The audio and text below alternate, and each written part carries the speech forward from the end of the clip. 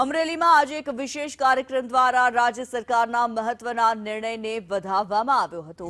અનુસૂચિત જાતિના લોકો માટે સરકારી યોજનાઓમાં અત્યાર સુધી નડતરરૂપ બનતી આવક મર્યાદામાં સરકારે મોટો વધારો કર્યો છે।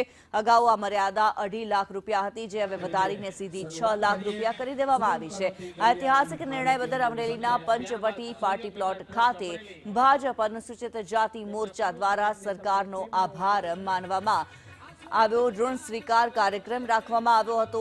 આ પ્રસંગે શિક્ષણ મંત્રી પ્રદ્યુમન વાંજાએ ખાસ હાજરી આપી હતી। સરકારની લોક કલ્યાણકારી યોજનાઓની વિગતો આપી હતી।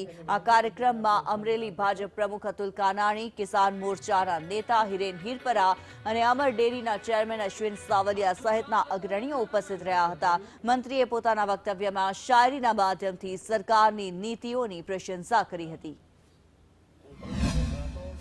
આ કેન્દ્ર સરકારની યોજના છે, પરંતુ ગુજરાત સરકાર દ્વારા છેલ્લા કેટલાક વખતથી પ્રયાસ કરવામાં આવેલ હતો કે આવક મર્યાદામાં વધારો થાય, જેથી કરી અને અનુસૂચિત જાતિના વિદ્યાર્થીઓને પણ, જે લોકો આર્થિક સંકળામણને લીધે જે શિક્ષણ હાયર શિક્ષણ એજ્યુકેશનથી જે વંચિત રહેતા હતા, એ લોકોને પણ જે બાબા સાહેબનું શિક્ષિત બનો અને દેશના વડાપ્રધાન શ્રી નરેન્દ્રભાઈ મોદી સાહેબનું જે સપનું હતું કે શિક્ષણ એ સામાજિક પરિવર્તનનું માધ્યમ છે, ત્યારે બધા જ લોકોને આ લાભ મળે અને કોઈ પણ આર્થિક સમસ્યાને લીધે શિક્ષણથી વંચિત ના રહે, એનું ધ્યાન મુખ્યમંત્રી શ્રી ભૂપેન્દ્રભાઈ પટેલ સાહેબના નેતૃત્વમાં ભારતીય જનતા પાર્ટીની સરકારે આ નિર્ણય લઈ અને બધા જ લોકોને આર્થિક લાભ આપ્યો છે। એ બદલ હું સરકારનો ખૂબ ખૂબ આભાર માનું છું।